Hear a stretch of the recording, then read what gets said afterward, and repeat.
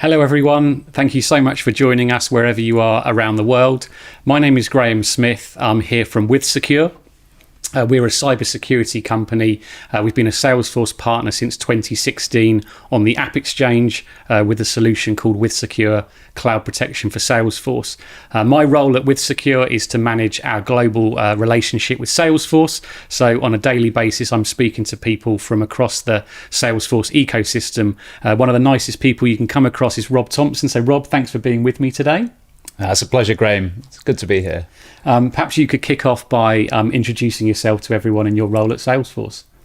Sure. So I'm Rob Thomson. I'm a security architect with Salesforce. So I'm based in the London office. And my role is to talk to people about the Salesforce security ecosystem. So Rob and I are going to have a conversation today about cloud security and Salesforce security in particular. We really welcome your questions and your comments. Rob and I will try and answer some of those at the end. We'll also have some WithSecure team members online answering questions. So we can't emphasize enough, please let us know your thoughts, your comments, and certainly your questions. We're going to start from a place of a problem and try and solve that as we go along today. And that's that we find out from Accenture that in many instances, security isn't necessarily involved in discussions about the cloud. So Accenture runs an annual survey, and in one of their recent ones, respondents to the survey said that in 50% of the cases, security is not part of the cloud discussion. So 32% had no involvement and 18% had limited involvement when it came to the cloud. So turning to you, Rob, what's your take on that kind of quite problematic scenario for organizations on the cloud? Yeah, so I think there could be a number of factors at play that are underpinning those statistics, Graham. So one thing that might be at play is a question of priorities. So as we know, organizations are delivering digital transformation at great pace. We are working in an environment where there's particularly difficult financial headwinds at the moment. So there's a lot of pressure. There are a lot of timelines to be met. And so what might be happening in some cases is that actually projects and those people who are delivering this digital transformation are perhaps prioritizing aspects of that transformation which are more highly visible and have a more immediate value that can be surfaced. As well as that, we're also seeing challenges around complexity and resourcing as well. So as we know, there is a skill shortage in the cybersecurity market at the moment. And even for organizations who do have security people in place, then those security folks are also working in quite difficult conditions. So it may be the case that those security people have multiple different cloud platforms that they're responsible for. They may have on-premise platforms that they're responsible for. And as we've said, organizations are delivering change at a really great pace today. So that means that their area of responsibility is expanding every single day. And of course, bearing in mind, that's all in the context of an evolving threat landscape as well.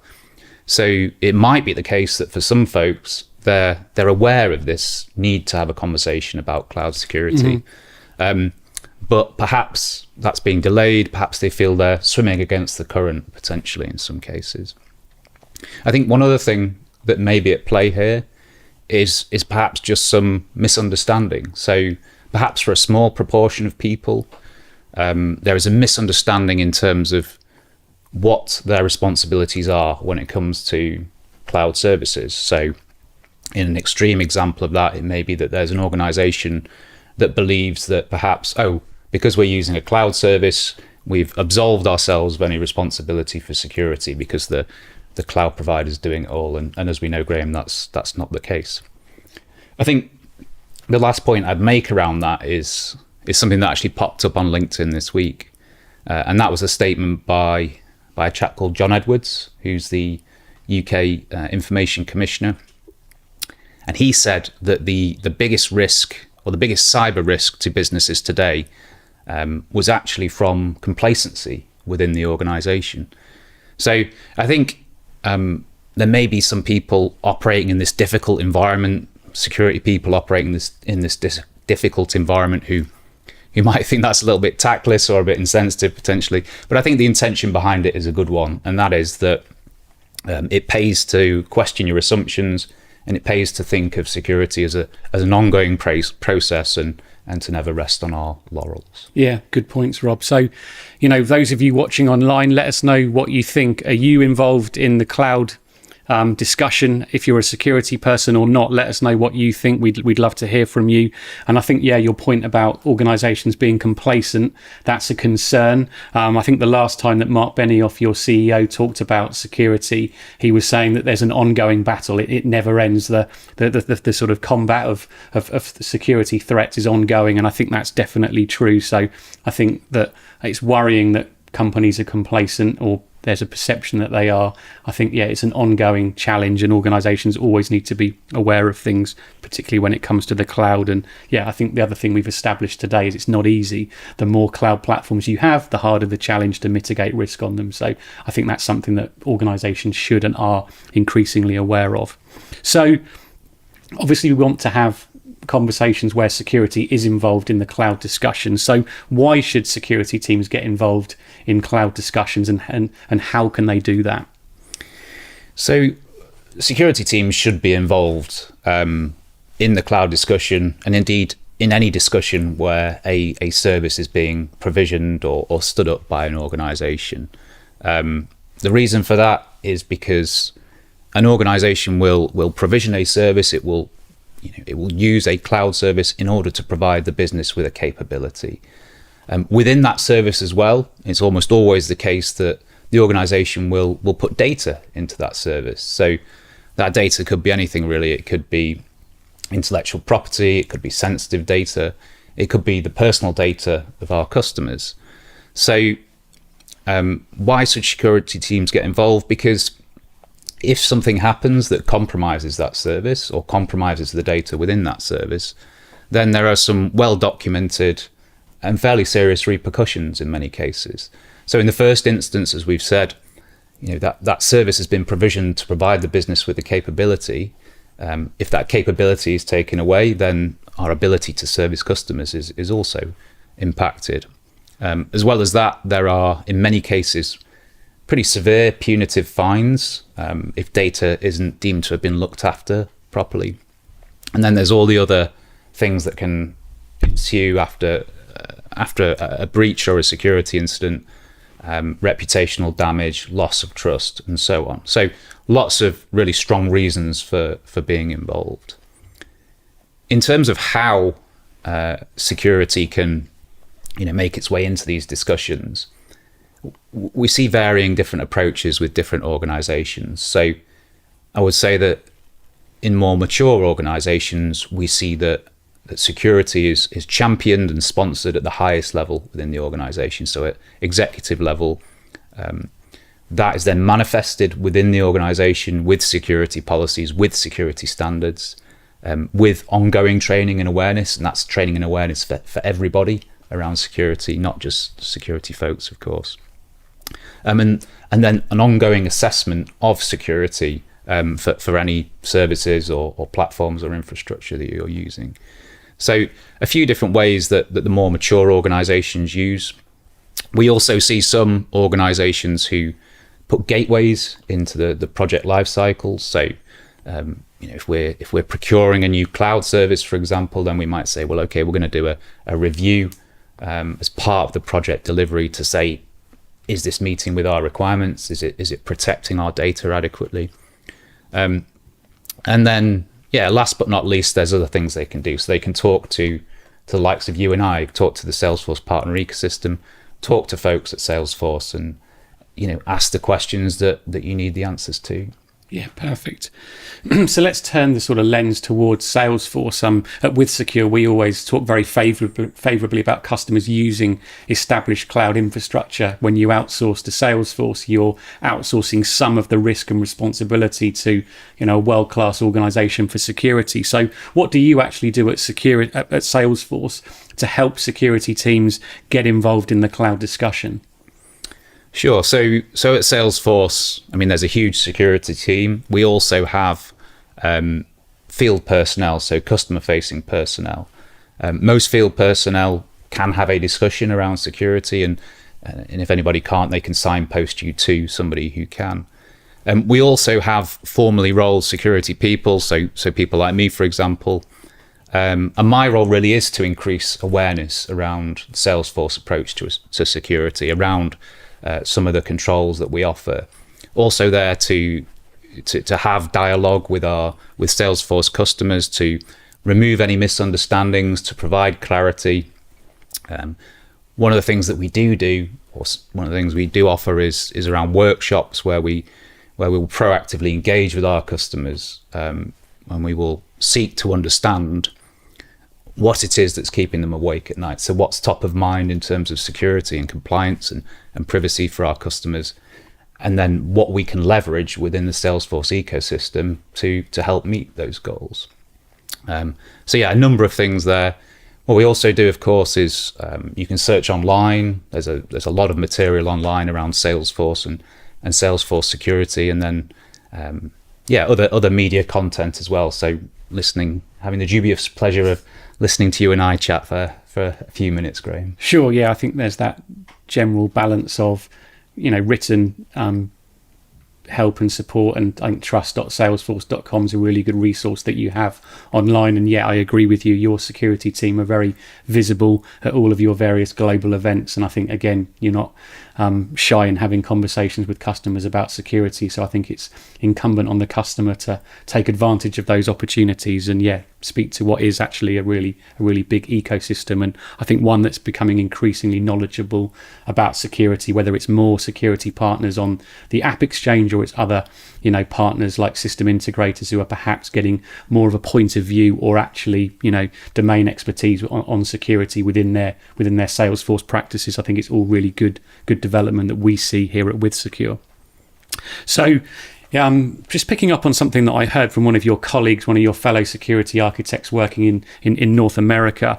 He said that when it comes to security discussions about the cloud, often organizations need to have some kind of a therapy session when they actually kind of look at what taking on a new cloud platform, particularly a kind of transformational one like Salesforce, actually entails when it comes to security. And he sort of advised that customers should be asking questions of Salesforce, quite rightly, but also questions of themselves with particular reference to perhaps the workload that they are looking to go on the cloud, which often they're responsible for the security pertaining to that, whether you're a bank taking on mortgage applications, or you're a recruitment firm receiving CVs, or a university onboarding students. So what kinds of questions should Salesforce customers be asking yourselves, but also importantly asking themselves?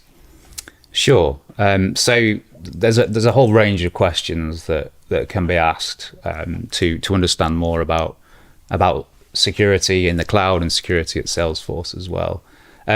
Many of these questions, I guess you could either ask to yourself, as you could ask inwardly within an organization, or to Salesforce.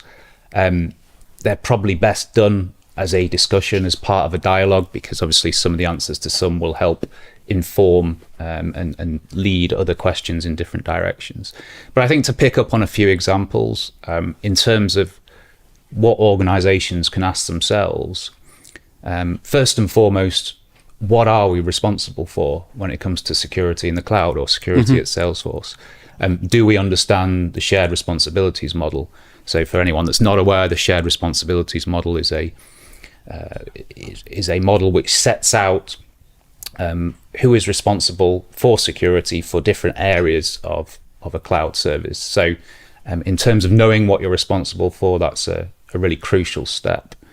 Once that's established, there are other questions that organizations can ask. So in terms of the questions that an organization can ask of themselves, I think one of the first ones would be, okay, so we're using a service, maybe we're using Salesforce, for example. What is the impact to my business or to my organization if that service is somehow compromised, or the data within that service is somehow compromised? And by compromised, of course, we mean either accidental or malicious corruption, deletion, exposure of that data. And the reason that we the reason why companies ask that question is because knowing the answer to that question then helps inform decisions and discussions around, okay, so we're using this cloud service, we know we've got data in there, what is the actual level of security rigor that we need to put around that, and what are the controls, what's the configuration we need to have in place that is commensurate with the criticality of that service and the criticality of data that we have within there. As well as that, I think it's thinking about threats.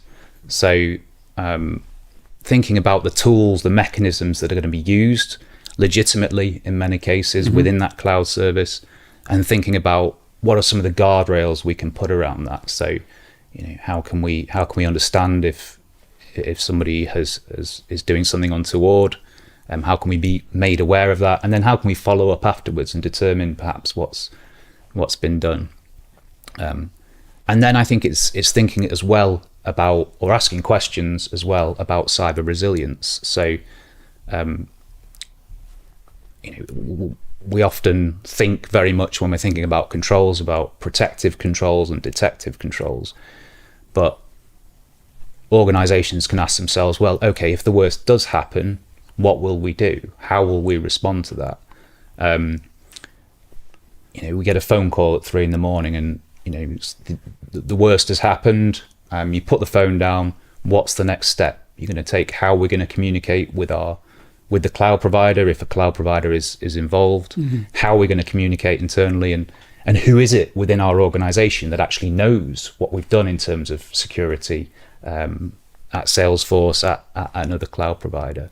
So having that response, having thought through how an organization will react, and having asked those questions internally is a really useful thing to have done. So I think then in terms of questions to Salesforce, really, once those initial questions have been asked, so we've understood the criticality of the service to us, we've understood the criticality of the data that's in there, then we can go to Salesforce, we can go to any cloud provider and say, right, we know how important this is. We have questions for you about how you're protecting our service, about how you're protecting our data, and then get into the weeds, get into the discussions about the nuances of those controls and what that means for you as an organization. Yeah, thank you for that, Rob. Good answer. So let's talk a little bit. You touched a little bit on threats. Let's maybe talk about that in a bit more detail. Often these we find come from, there can be some internal threats. And I think in terms of tackling those, you've got some really good enhanced platform security. So you have the out-of-the-box security, things like two-factor authentication that you've mandated recently, and then add-on security as well. There's also external threats, which is perhaps a little bit more where WithSecure come in. And you're right that we see at WithSecure most cloud threats are related to legitimate access or legitimate functionality. So yeah, where the cloud provider enables some fantastic workload on the cloud, for example, we're going to let our customers send us passport details or bank statement details up to Salesforce, and what we're doing is help perhaps mitigate any external threats pertaining to that content. So what kind of threats are you seeing at Salesforce, and what are customers commonly asking you to help them to tackle? Well, as you said there, Graham, Salesforce, many other cloud providers pride themselves on the rich suite of capabilities and functionality that their platform offers, and that's been leveraged to great success by many of our customers. So when we think about those capabilities, when we think about the tooling that's available to us within a service, then I think it's important to also consider that if that tooling is abused or used in a way that we don't want it to be used, then that can present a problem from a security perspective. So to kind of put a bit more meat on the bone around that, in terms of an example, one of the things that we often talk to customers about is around ingress and egress of data from Salesforce. So if we use a really, really simple example around that, if I'm a Salesforce user, I may have the ability to go and run reports on certain data sets. I can interrogate that data. I can put it into a report. I can shape it the way I want it to be shaped. I can then potentially export it from Salesforce. That's obviously a capability that Salesforce provides, and one that's used very widely. But thinking about that capability, we also need to think about some of the guardrails that we might put around it. So, for example, what we just talked about might be a completely legitimate use case for me. I need to do that to do my day-to-day job.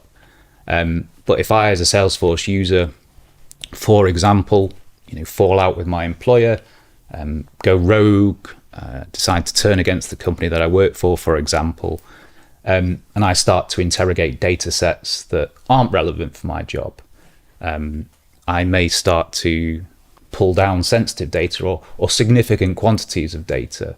I may then try and start to export sensitive data. So it may be the case that for some organizations we need to put guardrails around that. So yes, Joe Bloggs, he can export reports day to day, but do we want to think about what he can export? Do we want to think about how much he can export, and the type of data that he has access to? So I think in summary, really, Graham, what we're saying there is that security has to be an enabler. It has to complement the business. We have to keep innovating. We have to keep bringing this functionality and these capabilities to our customers, because our customers like it and they want it and they need it.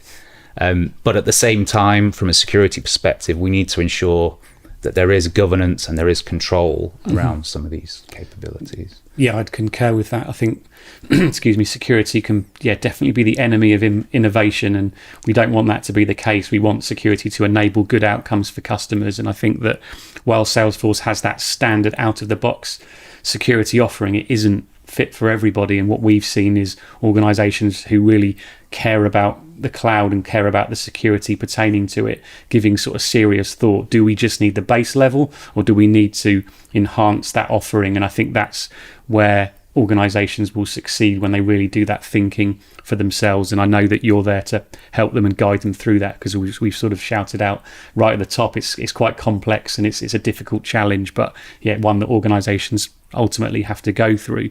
So we've talked about the shared responsibility model. At WithSecure, we absolutely advocate all organizations being really aware fundamentally of what that model means for them as an organization and do some thinking around that. But are there any other frameworks that you often refer to and you think might be useful for people online today to actually know about and do some thinking around? Yes, absolutely. So as we've said, you don't have to be a cybersecurity professional to start a security discussion. And one of the great things about some of these frameworks, so the NIST cybersecurity framework is a commonly referenced framework, is that it allows anybody really to pick it up. It's publicly available, it's free, and to start thinking about how they can take up the subject of cloud security or cybersecurity more generally within their organization. So what is the NIST cybersecurity framework? So it's a structure, it's a framework for organizing, managing and reducing cybersecurity risk. It finds a lot of favor with the companies that we speak to, I think for a number of reasons. First and foremost, it's technology agnostic, it's industry agnostic. I think one of the great things about it is it uses plain language, so it's not brimming with acronyms and security jargon. It's very easy to get to grips with. One of the other great things about it in the context of our discussions around cloud security is in the early phases of the NIST cybersecurity framework, it also talks about establishing cybersecurity roles and responsibilities, and that's both internally within the organization and with partners, so with cloud services as well. And again, we're very keen to make everybody as aware as possible around the shared responsibilities model and the responsibilities that are incumbent upon users of cloud services. I think last but not least on that point, Graham, is there are other frameworks available. We hear about various other different frameworks, some pretty much as common as the NIST cybersecurity framework. The great thing about them is that they do provide a structured approach, and I think specifically in in the case of the NIST cybersecurity framework, it emphasizes the fact that security isn't a point in time process. It's a cycle, it's an ongoing process, and it's something that needs to be revisited constantly.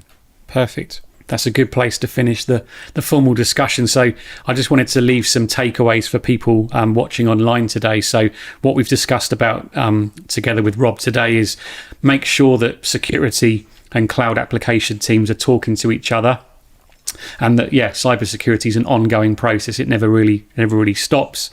Certainly understand the business processes that your organization is delivering on the cloud, and think about what particular risks you might need to mitigate within your organization, and be aware that that's not going to be the same as for other organizations. They'll be unique to where you work. Certainly get educated about the shared responsibility model, and frameworks like NIST, and understand how they might be able to help you. And then finally, do talk to Salesforce about security if you're a customer or thinking about using the platform, but also talk to other partners that you might know within your network, and potentially look at people on the App Exchange that might be able to help you. There's a really rich security ecosystem that supports Salesforce that sits outside of Salesforce itself. So one thing I can confidently say today is this will be the best LinkedIn Live that Rob and I have ever done, because it's our first. So what we're going to try and do now is seamlessly move to some question and answers. So we've got the first one here. Are there any recent security developments, Rob, at Salesforce that might have a bearing on security that you think people online might like to know about? Well, I think the biggest development that is in flight at the moment is something called Hyperforce. So for anyone that's not familiar with Hyperforce is Salesforce moving away from what we call our first party infrastructure, and moving on to infrastructure provided by the likes of AWS. So taking advantage of the scale and the regional availability that those platforms have. So that's something that's in flight at the moment. A lot of our customers are talking to us about it, and exciting times ahead around that. Okay. I have another question online, which is, what role will AI play on cybersecurity in the cloud? I'm going to take that one first before throwing it over to Rob. I think what we recognise at WithSecure is that while AI can be capitalised on by organisations defending themselves, it can also be capitalised on by attackers. So be aware that AI will be used by the good guys and the bad guys when it comes to security and threats. What's your take on AI coming into cloud security? I think it's broadly similar, Graham. I think what it will do is increase the speed with which people can get up to a certain level, either in terms of defending or offensive security. But beyond that, it's leveling up both sides ultimately. So if you're a beginner, you're going to be able to use it to gain insights, to gain knowledge. But at the same time, your blue teams or the teams that you're working against are going to have those same tools available to them as well. So it's going to level up both sides, I think. Okay. Another question we've got online is, how do you know if your cybersecurity guru is actually properly trained or not? Oh, that's a tricky one. Well, I think in terms of... So cybersecurity is a really broad subject area. So one of my peers, when I arrived at Salesforce, the first thing he said to me was, there's no such thing as a cybersecurity expert because it's such a broad and such a deep subject area. I don't know. I think if I had a colleague who was in cybersecurity, I think a great way to involve people and to perhaps not assess them, but to ensure that the organization is as secure as it possibly can be is to bring them into discussions, involve them, ask them questions, ask them what they can offer, ask them how you can work with them, and maybe start the discussion around some of the threats that the organization may be facing, some of the compliance requirements or regulatory requirements that an organization is subject to. Bring them into the discussions and invite them to be involved, and hopefully that's going to bring benefits for the organization. Yeah. Another great question that we've had online: who takes the lead on Salesforce security? Is it the application or the CISO or somebody else? So I think it can be any of those people. There's obviously a team element to this. So what we do find is that sometimes we talk to Salesforce administrators who are strong on security, who have a good knowledge of the Salesforce security ecosystem and the controls that are available. More often than not, we're probably talking to people who are formally rolled in security.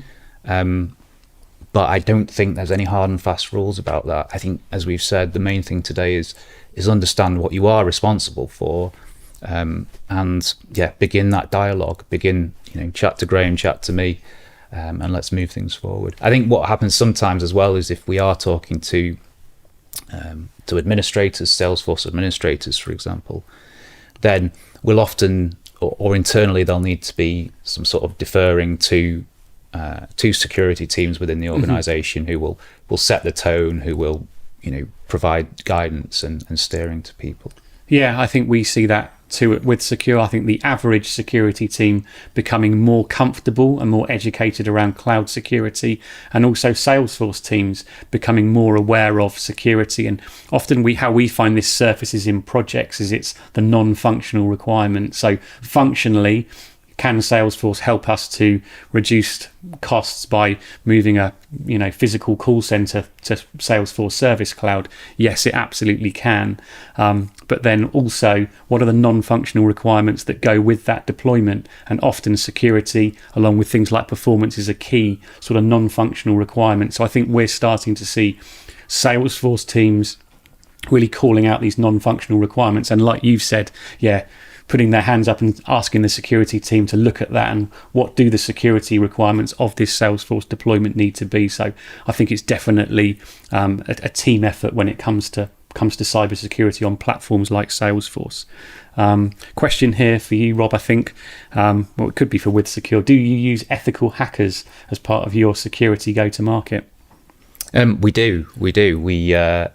We have a bug bounty program at Salesforce, and we also have pen testers who we work with to test the security of our services. So yes, absolutely. Yeah, absolutely. We see a lot of use cases at WithSecure where a pen tester said, fantastic, Salesforce is a really secure platform and there's no red flags here, but actually there's a lot of unstructured data that's coming in from external users, and that might be something you want to look at a security control for. So I agree with you, these third-party pen tests or ethical hackers can often bring about positive outcomes when it comes to cybersecurity.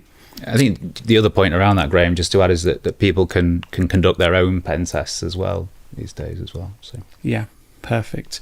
Just looking at some more questions. What's the typical Salesforce use cases that may need to... What are the typical Salesforce use cases that you might need to be aware of when it comes to cloud security? Are there any common use cases where there actually needs to be a security thought process and answer?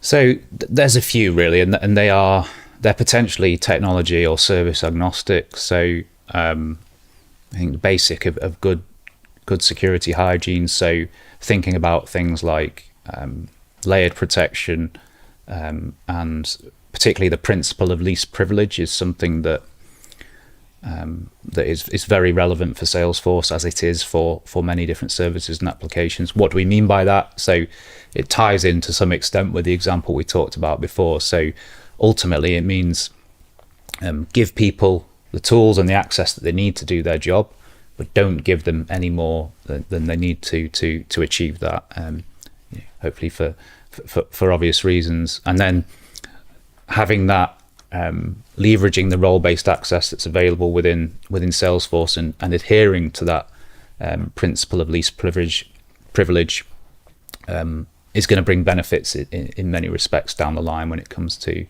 the security program and having people accessing the appropriate data at the appropriate time. So in addition to that, one of the other things that we often talk about is the MFA piece, so multi-factor authentication, which is being enforced as we speak on different services. So that's when we think about data loss protection, multi-factor authentication is a very, very key part of that. Historically, we used to be concerned with the perimeter and people trying to exfiltrate data through different mechanisms. Today, social engineering is a very significant part of the threat landscape, and so multi-factor authentication does help to combat that to some extent. Perfect. Well, listen, thank you, Rob, and thank you to everyone for watching. We hope we've answered some of your questions online today. We also hope we've given you some good advice on cloud security that you can take back to your organizations and implement from this point onwards. So all that remains is to say from Rob and myself, thanks again and see you next time. Bye for now.